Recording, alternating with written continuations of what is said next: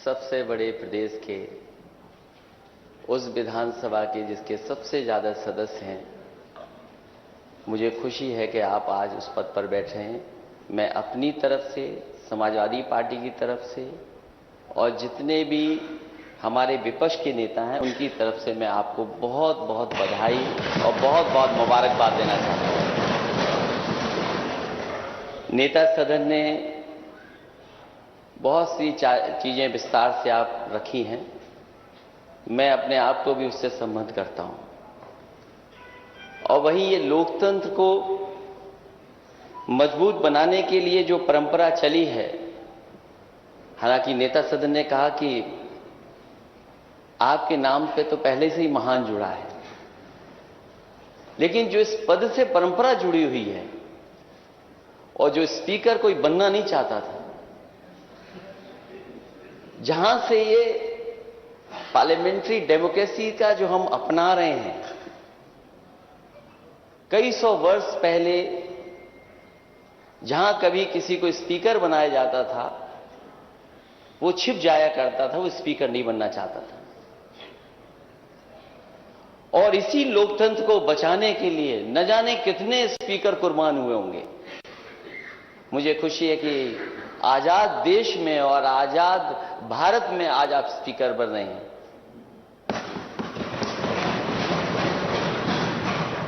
Speaker जब छिप जाता था, लोग घसीट करके लाते थे, कोई स्पीकर नहीं बनना चाहता था। मैं तो बधाई दूंगा आपको, शुभकामनाएं दूंगा कि आप छिपे नहीं और हमें और नेता सदन को ढूंढने की जरूरत नहीं पड़ी, आप सामने दिखाई दे गए हमें। और कहीं वो जमाना होता तो शायद आप उस छिप जाते। इसलिए अध्यक्ष महोदय, जहां मैं बधाई देता हूं, वहीं आपकी जिम्मेदारी बहुत बड़ी है। समय समय पे आपके संरक्षण की जरूरत होगी हमें। आप सब समिति से अध्यक्ष बने हैं और ये लोकतंत्र की परंपराएं रही हैं कि सब समिति से ही अध्यक्ष चुना जाता है। मुझे खुशी है कि उस पद पर आप बैठे, उस पद को शोभित कर रहे हैं जहां पर हमारे राजर्षि पुरुषोत्तम दास टंडन जी रहे, नफीसुल हसन कभी रहे, आत्माराम गोविंद खेड़ से लेकर के बाबू बनासी दास, न्याज हसन आदि कई महान विभूतियों ने इस आसन पर बैठ करके अपनी निष्पक्षता और न्यायप्रियता से स्वस्थ लोकतंत्र परंपराओं का निर्वहन करते हुए संसदीय इतिहास कायम किया है। जहां आप लगातार एक क्षेत्र से जीत करके आए, ऐसे बहुत सारे कम लोग होते हैं जो लगातार एक क्षेत्र में जीतते रहे। स्वाभाविक है वही सदस्य जीतता है जो जनता के बीच में लोकप्रिय हो, जनता का उससे प्यार हो। और आप जरूर उस जनता के बीच में घुल मिल ऐसे गए होंगे जिसकी वजह से जनता ने कभी किसी दूसरे दल के प्रत्याशी के लिए नहीं देखा और आपको लगातार जिताया। 18वीं विधानसभा में आप भारी बहुमत से जीत करके आए और ऐसे सदस्य जिनको हम पाकर के खुश हैं, जिनका बहुत बड़ा अनुभव रहा है। आप सदन में कई मौकों पर कई समितियों के सदस्य रहे हैं, जो मुझे बायोडाटा मिला है आपका। इस सदन की याचिका समिति के, विधान पुस्तकालय समिति के सदस्य रहे आप, संसदीय शोध संदर्भ एवं अध्ययन समिति में रहे, प्रतिनिधित्व विधायन समिति में रहे आप, लोक लेखा समिति, प्राक्कलन समिति, नियम समिति, प्रश्न एवं संदर्भ समिति के साथ साथ उत्तर प्रदेश सरकार में राज्य मंत्री और मंत्री पद पर रहते हुए आवास एवं नगर विकास एवं औद्योगिक विकास विभागों का आपने अच्छा अनुभव किया। आपके पास अनुभव भी है, आप लोकप्रिय नेता भी रहे और क्योंकि उस शहर से आप आते हैं जिस शहर ने न जाने कितनी ऊंचाई तक कारोबार होते थे, वो ऐसा शहर एक समय पर मैनचेस्टर ऑफ इंडिया कहा जाता था, उस शहर से आप आए हैं। और मुझे उम्मीद है कि जब कभी भी हम लोग सवाल उठाएंगे आप अपनी ड्यूटी निभाते हुए, क्योंकि बहुत बड़ी जिम्मेदारी स्पीकर की ड्यूटी है, जिम्मेदारी बड़ी है, क्योंकि उन्हें हम सदस्यों के राइट्स को प्रोटेक्ट भी करना है। कई बार ऐसा होगा कि जहां हमें आपकी जरूरत पड़ेगी और बिना आपके स्वस्थ लोकतंत्र नहीं चल सकता। हालांकि आप राइट साइड से आए हैं, लेकिन ध्यान आपको लेफ्ट में रखना है। अब आपको उन्होंने छोड़ दिया है, मुझे उम्मीद है निष्पक्ष हैं आप, और आपको अब छोड़ दिया उस स्थान पर बैठा करके। आप राइट की तरफ नहीं देखेंगे,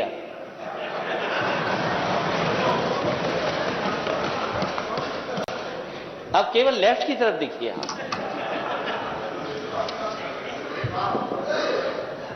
और ये हाउस के वो रेफरी हैं, आप हाउस के वो रेफरी बनेंगे आप कि कभी गेम का हिस्सा मत बन जाना, क्योंकि आप राइट से आए।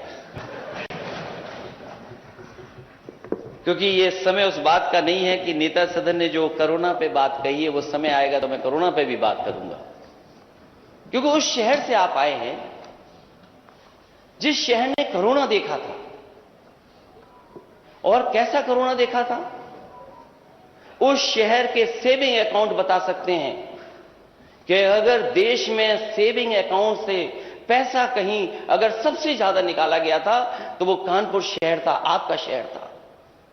इसलिए वो बहस का समय नहीं है अभी तो केवल हम इतना कहना चाहते हैं विपक्ष के होने के नाते कि समय समय पर आपके संरक्षण की जरूरत पड़ेगी, और जितना आप विपक्ष को मौका देंगे उतना लोकतंत्र मजबूत होगा।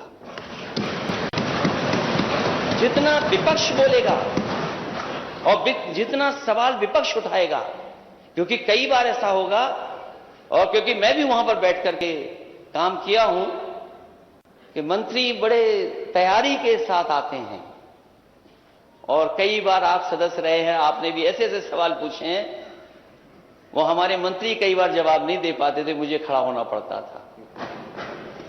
इसलिए वो अनुभव आपके पास है, उस समय आपके संरक्षण की जरूरत पड़ेगी, क्योंकि आज इलेक्टेड गवर्नमेंट के आप स्पीकर हैं। हम सब जनता के बीच में गए थे, उसके बाद इलेक्ट होकर के आए, और जब हम इलेक्ट होकर के आए हैं तब हमने आपको इलेक्ट सर्वसम्मति से बैठाया है। आपको उतना ध्यान देना पड़ेगा कि जो इलेक्टेड गवर्नमेंट है वो कहीं तानाशाह गवर्नमेंट ना बन जाए।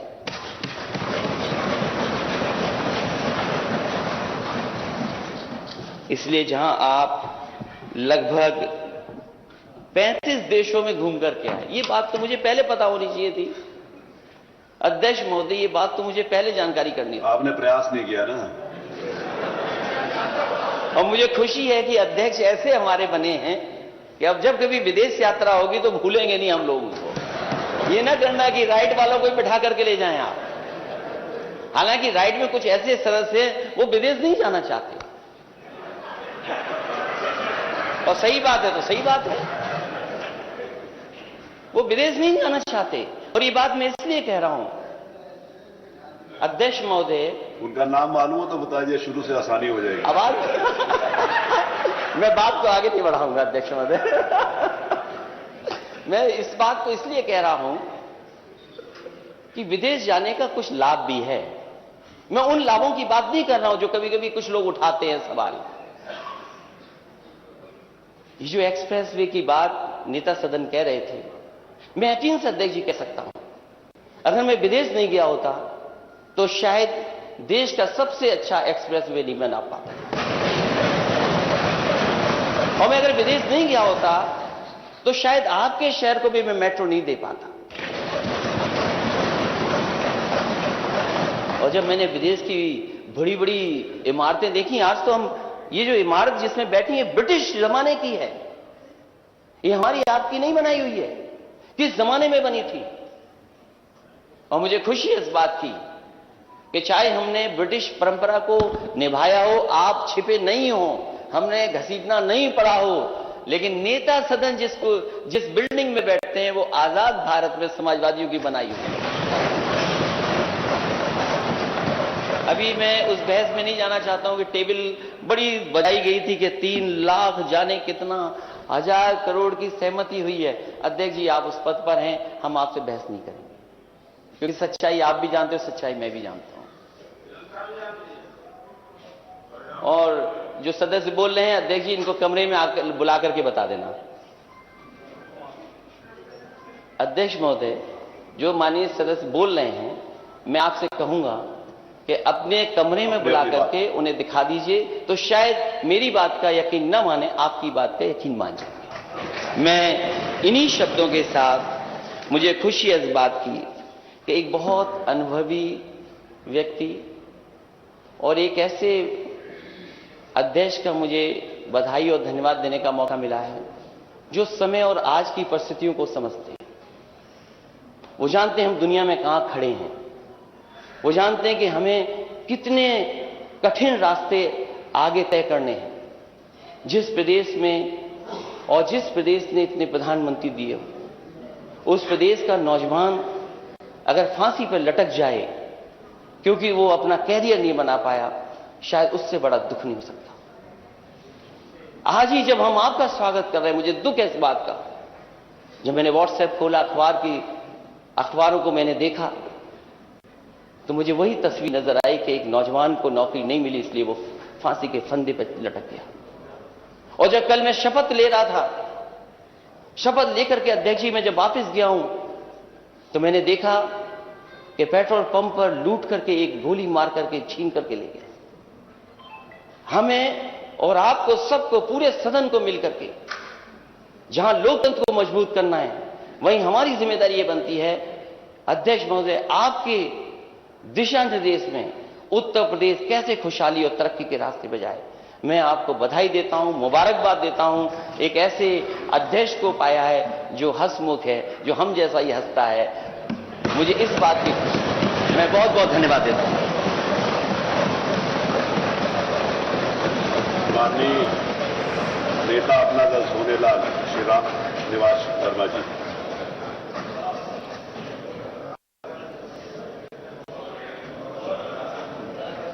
माननीय अध्यक्ष जी, मैं अपनी ओर से, अपने दल के सभी सदस्यों की ओर से आपको इस गरिमापूर्ण पद पर सर्वसम्मत से चुने जाने के अवसर पर हार्दिक बधाई देता हूं। आपका संसदीय ज्ञान